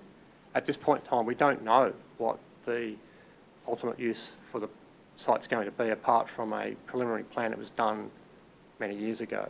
From what Councillor Stemp's saying, what she's envisaging for that site is different to what is shown on that plan. So there'd need to be a greater level of collaboration between officers and obviously the local councillor, and then we'd need to determine what upgrades are required. Obviously, RCM have committed to that, to doing that work. And I think my esteemed colleague on my left here is also committed to doing that as well from a RIDS perspective. Thanks very much. Councillors Raven and Bradley have both put up their hands as well. Councillor Raven? Thank you, Madam Chair. I've actually had a question for Brad, Mr. White, as the Parks Manager. Brad, so it says that it hasn't been investigated thoroughly yet, so I'm sort of asking you to speculate a little bit. I know you love doing that. But what would this look like? So if you've got a fill site happening with 10,000 cubic metres of spoil moving every year, it's probably about 500 to 600 truck movements, maybe more on a monthly basis. So there's a lot of fill, it's a lot of trucks right next to a park. How do those uses, how would you make those uses safe and compatible? Yes, through you, Madam Chair. It is a very speculative question. If you go back when the concept was first reviewed, this is back in, I think, 2015, there was a report put up by the previous RCM manager, and they couldn't come to a conclusion where they could work together, so that's why it died back then, essentially the idea. Steve and I have we've worked together, we think we can at least investigate it a little bit further. There are some options, it's just depending on the fill staging and how we look at the master plan, whether or not we can release those chunks of the site to actually create adventure opportunities. I think there are some things we can certainly do straight away. It's just then when those stages get released, when we can actually access that other part of the site. The big thing will be, as you said, segregating public from that operation. And until we've taken it that next step, I think it's a bit difficult to answer that question, unfortunately. And so I think you've hit the nail on the head there. It's also difficult for councillors to make a decision on it because you've presented a suggestion which says shared use without having done the work required to demonstrate what that would look like to the community, whether it would even be safe. There's a lot of information, there's a lot of unanswered questions, I guess, around that. And I get that it's already a fill site and you're going to start using it immediately anyway. I guess it's hard for councillors to go to the community and say, hey, I put my hand up for shared use, but I don't even know if it's safe to do it and if it's practical to do it. And I want to support the divisional councillor, and I will note that the mayor's not here as the previous divisional councillor, but I did speak to him to find out what his position was, and he says Cornubia needs a big park. It's needed it for a long time, and the quarry has been underutilised for a long time. I get you don't need it, but in the community's mind, and he has been a representative of that part of the city for 22 years, in the community's mind, that is an abandoned site that is rarely used. Why isn't it being used for park? Which is exactly what Councillor Stemp is saying. I personally would understand the need from the organisational point of view, that you need somewhere for Phil to go and that you're going to run out of space at some point, and that's a 30-year problem, not a 2-year problem. But I'm also sympathetic to the concerns of the mayor and the divisional councillor, that the community has been waiting patiently for this site to either be used or be given back. It hasn't seen it used and now it wants it given back. And it's very hard to say to community members, oh, we're going to start using it now that we've looked into it after 20 years. So I think for me, I would like more information about the practicality and the safety of using the park. And I don't want to preempt your motion, Councillor Stem. I don't know where you're going. I think that it's very difficult for me to make a decision on a report where I've only got half the story. I'm surprised that we would get a recommendation for shared use without considering the safety implications before that recommendation came up. I appreciate you're probably trying to balance the needs of the community versus the needs of the org, which is good. Don't want to discourage that thought process. But in order to do that, our due diligence around safety needs to be done, because what I don't want to do is raise expectations that there can be a shared use by voting for this today. And then we turn around and say in 6 months, oh, actually, it's not safe, we can't do it. So I don't want to raise people's expectations and then let them down because we can't deliver on those expectations. So my preference, especially given the Mayor isn't here and we don't have all that information, would probably be to defer it until we have that information available to make a decision. But I'll leave it to the Divisional Councillor to lead and support whatever decision she makes. Thanks very much. Councillor Bradley? Thank you. Through the chair, I actually put my hand up because I know that Councillor Stemp has thoroughly gone through this report and asked many, many questions, which is fantastic. I'm the only councillor here who was present from 2015 when the previous subject was raised. And it is a shame the Mayor isn't here because I know historically over the years as a council, we've actually objected to quarries in Redlands which utilise the road referred to here. So it is a shame that he isn't here. Another reason I put my hand up is Councillor Stemp said she had an alternative motion. That's what I want to hear, what it is. Thank you very much, Councillor Bradley. Councillor Bannon? Through the chair, I understand what the Deputy Mayor is saying about not being sure on what to vote on because we're not sure how detailed it's going to be or if it's going to be safe. I thought the motion here was so they could go away and start that detail. It was the Parks Manager just said that he's going to work with Stephen Bell to have a safe entrance to it. Safe entrance is a different entrance with a 6-foot fence up the side. It's not that hard. This is no different to what we're doing at Jimboom, but I haven't got a problem with it. We're going to have a separate entrance for the quarry, for the fill site. We're going to have a separate entrance for that. It's a 3-hectare part in the middle. Like just strategic-wise, I just can't believe you're considering shutting down the fill site and the highway. So it's all good for the Mayor to say he wants a park and Councillor Stemp, but what are you going to do with the fill? And you all talk about the green thing and trucks on the road. Where do you think the trucks are going to drive? From there, they'll go down Beenleigh, Tambourine Road through your division and down through mine, or they'll go through your two divisions. The amount of trucks you're going to put on the road. Like to me, I think they've done a good job that they can start it off, they can stage your thing to get, those stages, mine's going to take 20 years to stage. I'm good with that. I won't be here in 20 years, but if the master plan's set, I know it's going to be opened up, that's a good thing for everyone. It still saves us money, it keeps the trucks off the road, we utilise the site we already have. And people saying it's not used because it's not ready yet. It doesn't mean it won't just go bang tomorrow. This forward thinking, like it just is. To give up is just madness. So, can't stress that enough. Thank you very much. Councillor Stemp, you did have a mention that you were going to put forward an amendment.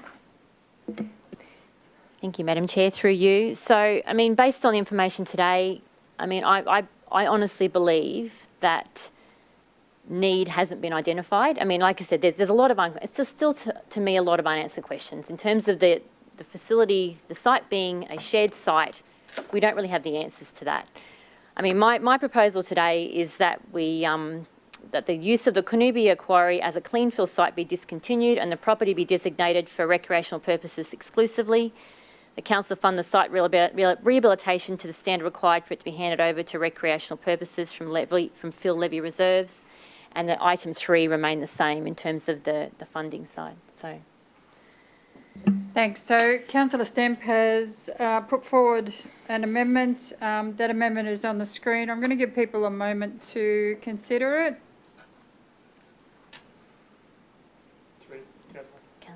Councillor Bradley. Thank you, through the chair. Look, I understand Councillor Stemp's position. I'm just, curious how this would impact if we supported this recommendation. I don't know what flow-on effect that has. So that's my concern. I would prefer to defer it and maybe get some more information of if this happened, what would the impact be. That's just where I'm sitting at the moment. Completely understood. Mr. Bell, do you have a response to the proposed amendment? What would the impact be of this proposed amendment? Through you, Madam Chair, clearly council has the right to designate land for whatever use it sees fit. From council's perspective or from a construction and maintenance perspective, if we were to lose that land, it does create an impediment for our ability to cost-effectively construct roads and drainage and bridges and all sorts of things across the city. The impact on our construction and maintenance programs will be significant. And that will be a cost that will need to be borne by the capital and maintenance program directly. So the ratepayers will need to pick that up. The cost of delivering works will be that much higher, that much greater. Can I just give you an example, just before we go? Assuming council has no fill sites in the city, so if we were to go and take fill material to Willawong, which is outside of the city, the cost of that is $237.80 per tonne. So if we have a 10-tonne truck, one 10-tonne truck, and you're going there and you want to go and dispose of that, there's $2,370 straight through the gate. That's for one truck. You have 100 of those trucks, that is a lot of money. And that's money that the construction and maintenance program will need to bear. Now, I'm not saying that the issues with the community and the park are not important, because they are. But equally, the council needs to understand that there's also a financial impost on the capital and maintenance program if we don't have fill sites and if they're not managed sustainably. Thanks. And page 74 of the report details the financial cost of not proceeding with this. I gather that people would be across that. I forgot that it was in the report, but that's okay. I'm forgetful. Councillor Karansky, you had a comment? I do. I thank Councillor Stemp for providing us with the foreshadowed recommendation. My question is to you, Madam Chair. Will you be putting up the foreshadowed recommendation first? I just would like to, or whether you're putting up the original recommendation first. Just so I'm clear. No.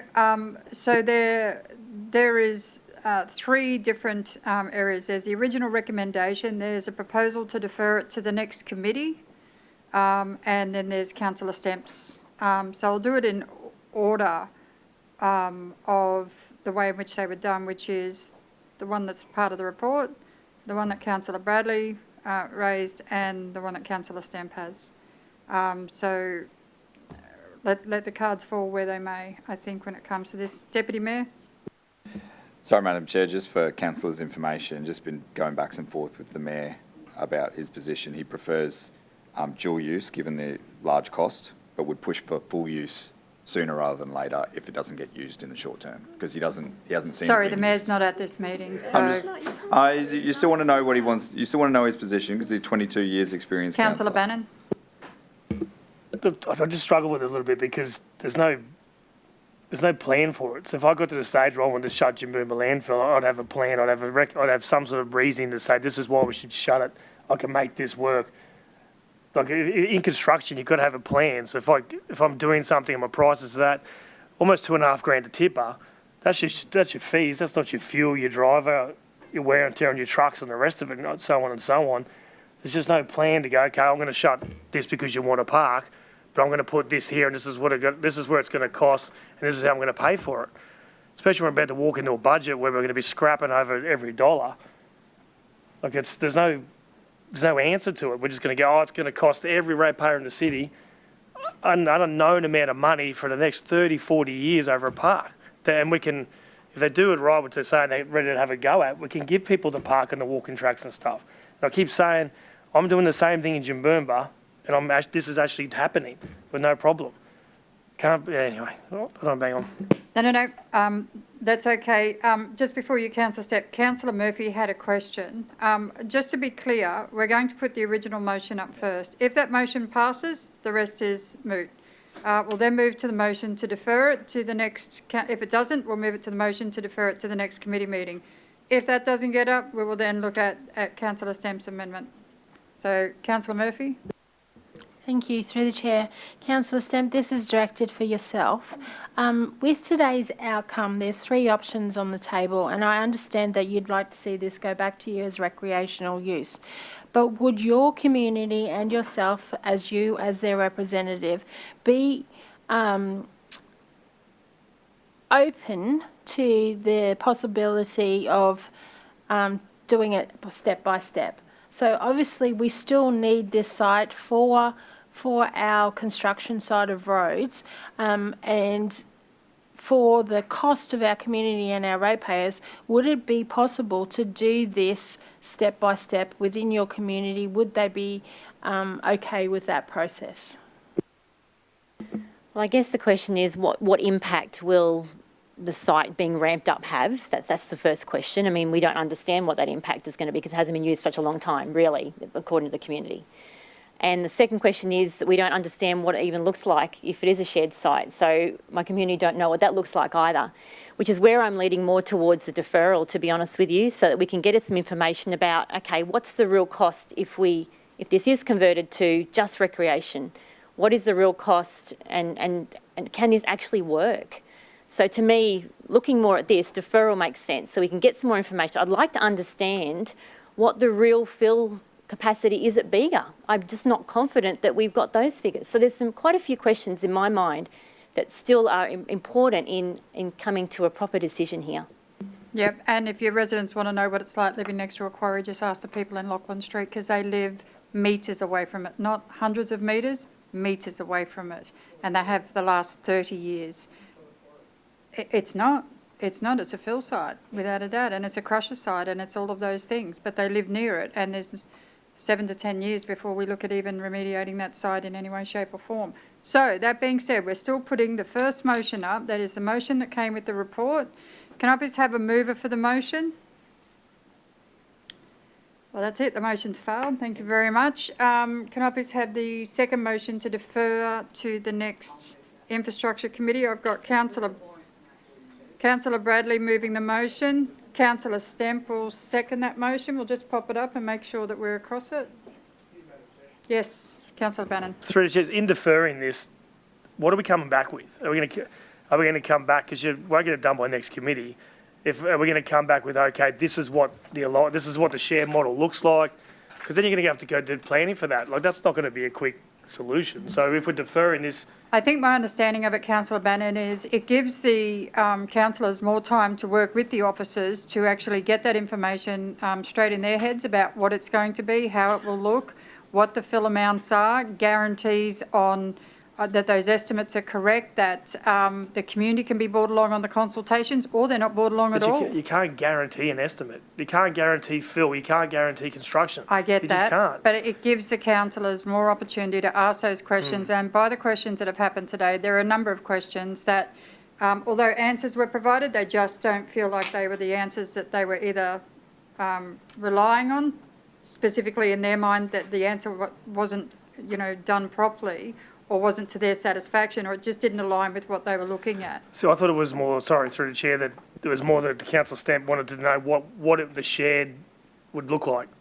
Having the fill site remain a fill site, and the staging of the thing is what would that look like? That's to more what you wanted. Along with about 30 other questions. Because it's not going to come back next committee. You've got to give them time to do it. So.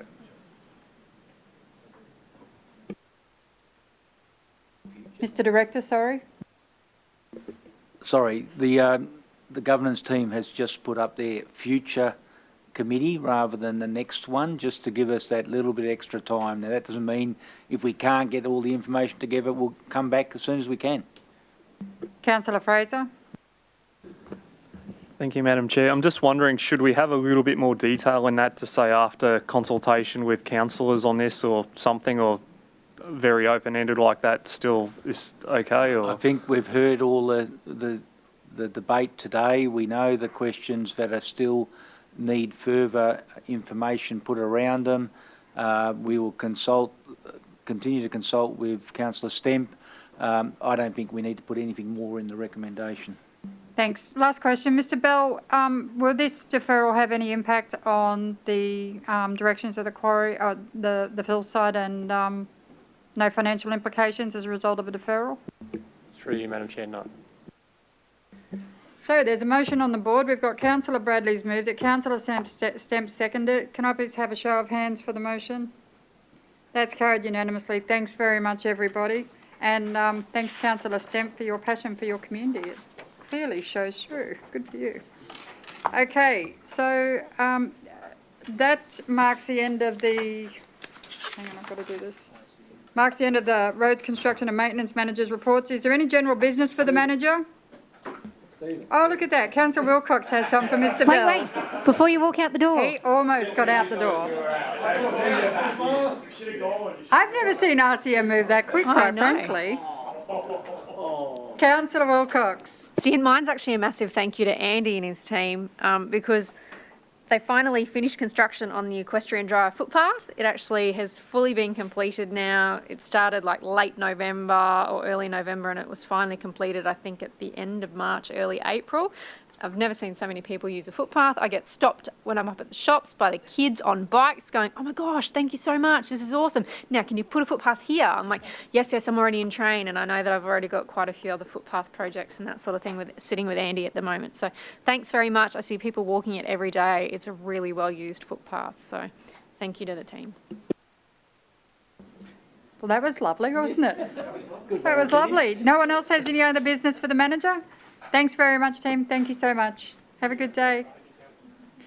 So we're moving on to item 6. My goodness, who does the schedule up for this committee? It's a bit long, isn't it? Item 6.1, wastewater overflow implementation of a systematic inspection programs in the Windaroo and Bar Scrub catchment. I'll now refer to item 6.1 and not say that again.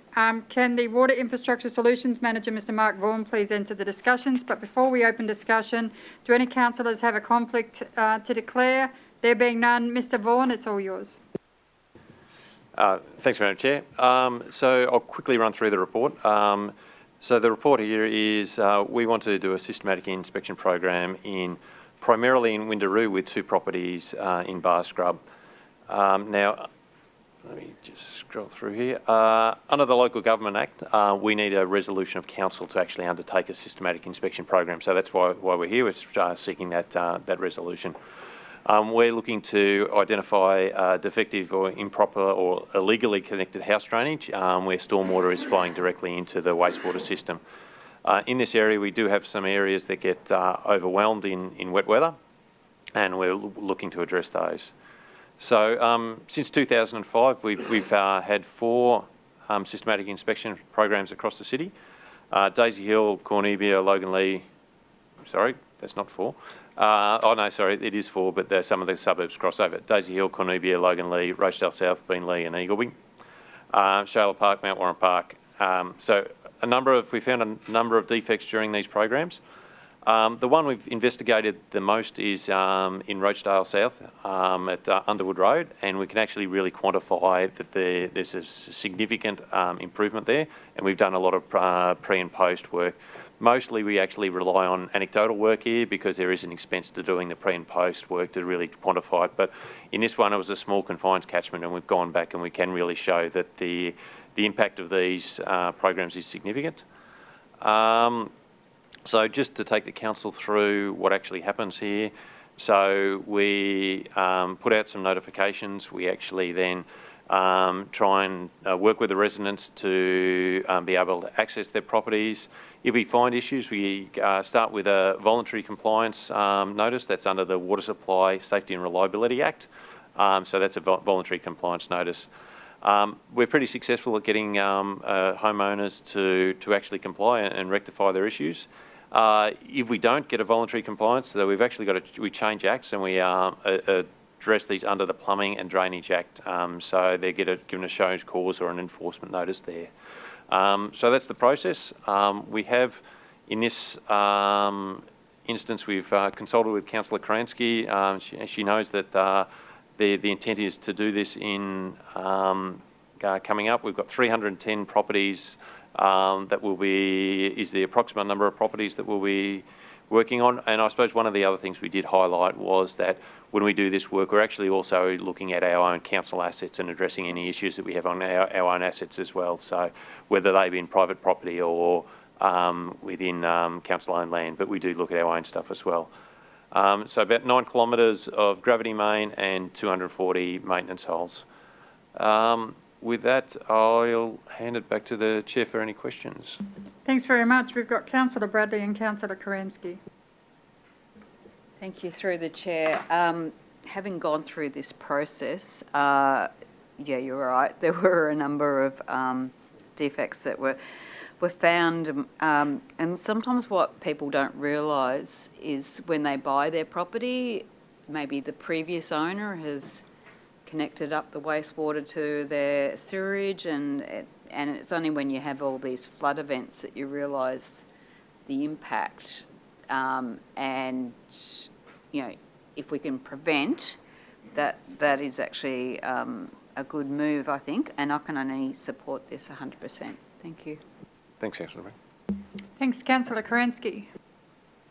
First of all, I'd like to thank Mr Vaughan for coming and speaking with me several times regarding this particular issue. It's with some trepidation as the area councillor we step forward, because I'm a little anxious about what we might find and what impact that might have on residents in terms of rectification. A couple of questions though. Mr Vaughan, why Windaroo and why now? So we do have some future capital works in that area. We need to be sure that those capital works are prudent. And one of the things we want to make sure that we're not doing is just building a capital upgrade that's just to be passing forward illegal stormwater. So if we can actually prevent the stormwater coming in and then verify that those works are needed, then we'll proceed. But there is potential in this particular instance that those works aren't needed or as extensive as what we think they are.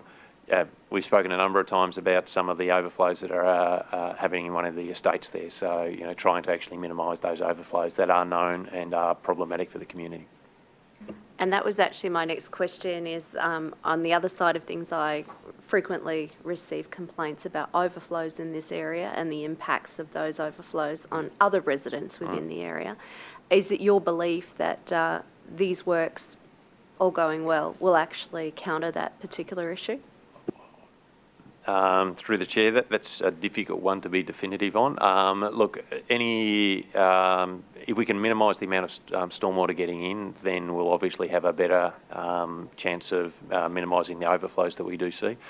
What you can see in this particular catchment is that the response to storm is quite pronounced. You know, it happens quickly. That actually is an indicator that there is some illegal connections coming in there. So if we can actually address those, we have the best chance of minimising those overflows.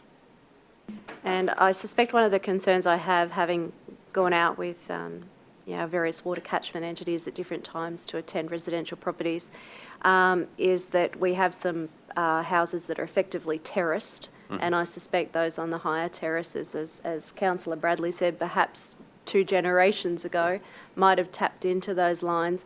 I'm a little concerned about the unforeseen consequences of once those residents are compliant, what the domino effect might be on adjacent residents. I wonder if you have any comments regarding that.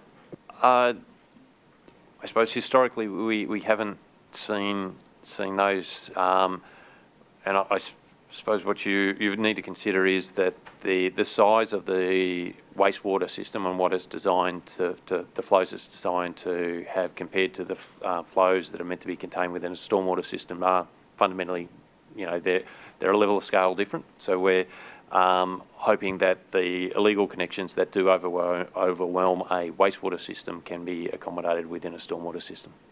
So if you're asking residents who might be doing something naughty to be compliant, you would be providing them with advice on how to be compliant to minimise impacts? Yeah, absolutely. We'll be pointing out what the defects are, and do accept the point that Councillor Bradley raised previously, is that they may be completely unaware of the connection that has happened, if it's happened under a previous owner, or even in some new build situations, you know, what people aren't on site supervising a builder, so they may be unaware of what has happened. So we do have to work these through and get them resolved, but there is a fair bit of empathy and sympathy for some of the residents. They may not be aware that this is happening on their property. And look, I'm not sure that if we went out to every resident in Logan, they would know what an overflow relief gully is. You know, that's just something that's in their yard. I will be supporting this report today. As I said, with trepidation, I received complaints from residents on both sides of this equation, and I recognise the need for you to do the works. And I also note that if you find any issues that pertain to council, there'll be rectification works by council, and they'll be immediate. Oh, absolutely. We need to be leading in this and fixing our own stuff and be visible to do so. So absolutely, we need to fix our own stuff first. And please keep me updated of any significant junctures, please, Mr Vaughan. Will do. Thank you, Madam Chair. Thanks. As a person that's purchased a house built by the Dodgy brothers, I completely understand your residents' worry and concerns, but it's better to get it fixed. Councillor Bradley? Yeah, thank you. Like I said previously, some residents were oblivious to these connections, and what I found actually helped was actually going out with the officers and meeting the residents, and that actually helped the situation. And previously, yeah, the council officers were amazing. So it could be a simple, from memory, backflow valve or something that needs to be installed, not huge costs. So yeah, I would just strongly encourage you to go out with residents if they contact you. Thanks very much. There's a motion on the board. No one else wants to speak on this issue? There's a motion on the board. Can I have a mover for the motion? Councillor Bradley, a seconder, please. Councillor Raven, all those in favour, please raise your hand. That's been carried unanimously with the exception of Councillor Russell, who's not in the committee room at the moment. So it's been carried. Now that marks the end of the Water Infrastructure Solutions Manager's reports. Is there any general business for Mr Vaughan? Councillor Stemp. Thank you, Madam Chair. Through you. Okay, so recently a body corporate president of an area of Division 10 contacted me regarding a concealed water leak that occurred in a common body corporate area for a period of more than 3 months before they were made aware of it due to various circumstances. Logan Water advised under the current concealed leak policy, as the leak was in a common body corporate area, they weren't eligible to apply for a remission. We did some research with regard to other councils, Redlands, Ipswich, Gold Coast, regarding their policies in relation to common body corporate areas, and they've advised that a body corporate can apply for a remission in a common body corporate area under their policies. Therefore, I contacted Robert Strachan and with regard to this, and for consistency, I would like to propose the following GB item, which is that the Group Manager, Logan Water, be requested to prepare a report to a future City Infrastructure Committee meeting reviewing the Council Concealed Leak Remission Policy with a specific focus on how it may be expanded to cover body corporates directly billed by Logan Water, and to include the following additional details. Explore any other changes that may be made to Council's concealed leak remission policy. Explore any changes that may be required to the associated procedure, such as the alignment of the policy with the equivalent policies used by other SEQ councils, and include options for the coverage of bulk water component of the charge. Thank you. Thanks for that. Councillor Stemp's put a proposed motion up. Councillor Raven, you have a question on the motion? Yes, thank you, Madam Chair. Question is for the Director. So is there a mechanism under the current concealed leak policy for councillors to call up an option and just vote on it as to whether or not we offer a remission, or does that not exist in the current policy? Because this seems, I would be supportive of residential body corporates having this, because it's essentially like people's houses. I wouldn't be supportive of commercial body corporates having the same access. My understanding is, and that's why this is here, but there's no option under the current policy for council to make a different decision. It's a council policy. Okay. So that's why the Councillor Stemp has raised calling for a report so that you can see not only our policy, the comparison to others, and also the impact it might have. Obviously, if council made a decision to change the policy, that's fine going forward. What we have to be conscious of is this claim we have dealt with this claim under the current policy. And so it would be very difficult to retrospectively go back and look at previous claims under the policy at the time, because otherwise you create a landmine. But that's why Councillor Stemp has moved this GB motion, so that we can come back and review the policy for Council's consideration. Thank you. Councillor Bradley, you had a question? Yeah, thank you. Just for clarification to the council officers, so the common area, that's effectively where it'd be just one water meter, is that correct? Yeah, that's correct. Or so many units and whatever, so it'd be the previous, before the planning scheme got changed, so that every individual unit got their own meter, is that correct? Yeah, this particular case, the leak was after our meter and before the distribution meters for the properties. Oh, right, okay, got you. And the other question, Councillor Stemp referred to the bulk water, so that concerns me, because that's state government, isn't it, not us? Yeah, so currently there's no remission from SEQ water for any leaks to us, so that's our policy at this point. Yeah, so that's the bit that I'm a bit concerned about, because I've previously told people to go to the state government, go to your state member for the bulk water component. If you, like, council has their own part, but a lot of the expense is the state government expense for the water. Am I right in that? Yeah, it's about, in this instance, it was about 25%. If there was a remission given by council, it would have been about 25% of the total, that's my only concern. Yep. Councillor Stemp. Sorry, I actually wish I had Robert here, because he was the one that put that extra line in relation to, he believed that there was some change happening in relation to... There's some work that we are doing, Councillor, through the Chair, that there has been a suggestion that SEQ in their pricing submissions to the Competition Authority had suggested that could be something that they take up. At this point, that won't be taken up, we believe. They've said that it's a decision that has to come from the Minister. So at this point, we are, though, looking at what people do with bulk water, and we can let you know what the position is on that in the report we bring back. All right, thank you. So Councillor Stemp has put a motion up, general business motion. You're moving the motion. Do I have a seconder for the motion? Councillor Jeremiah. All those in favour, please raise your hand.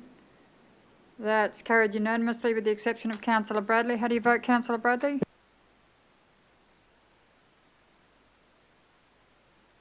I'll abstain. It's the bulk water component that I'm concerned about, because that's state government, not us.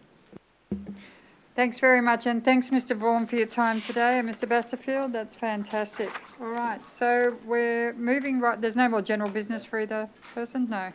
Okay, so item 7.1 is a confidential report. Can the Road and Infrastructure Delivery Manager, Mr. Simon Malouf, please enter discussions? Before we open discussion on 7.1, do any councillors have a conflict of interest to declare? There being none, I note that item 7.1 is confidential. It is considered necessary to take the discussion of this report into a closed session, as the attachments contain information relating to open commercial negotiations that may prejudice the interests of council. Do any councillors wish to move into a closed session for this item, and if applicable, provide an overview of your intended discussions if it's different to the prepared motion? God damn it.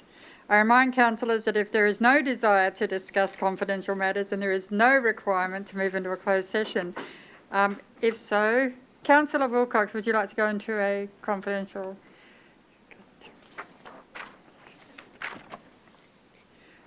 Councillor Wilcox has asked whether we can move into a closed session. Is there a seconder for that motion? Councillor Karansky, all those in favour, please raise your hand.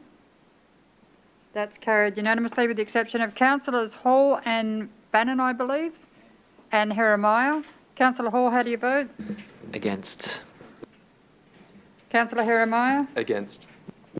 Councillor Bannon? Against. Okay, so the motion has been carried. The meeting is now closed to the public.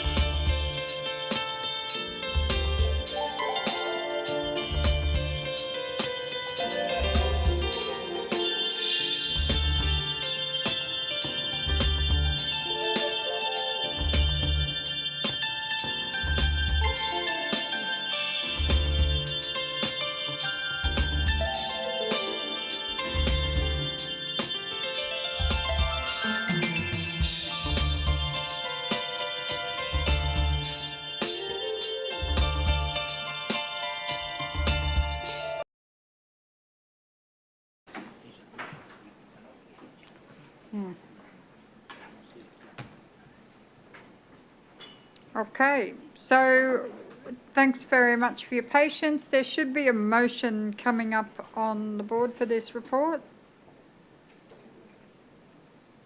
Yep, camera's on.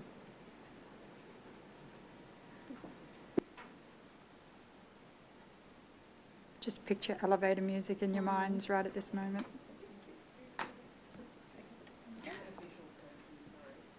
That's okay. So there's a report on the board. I'll give you a moment to read the...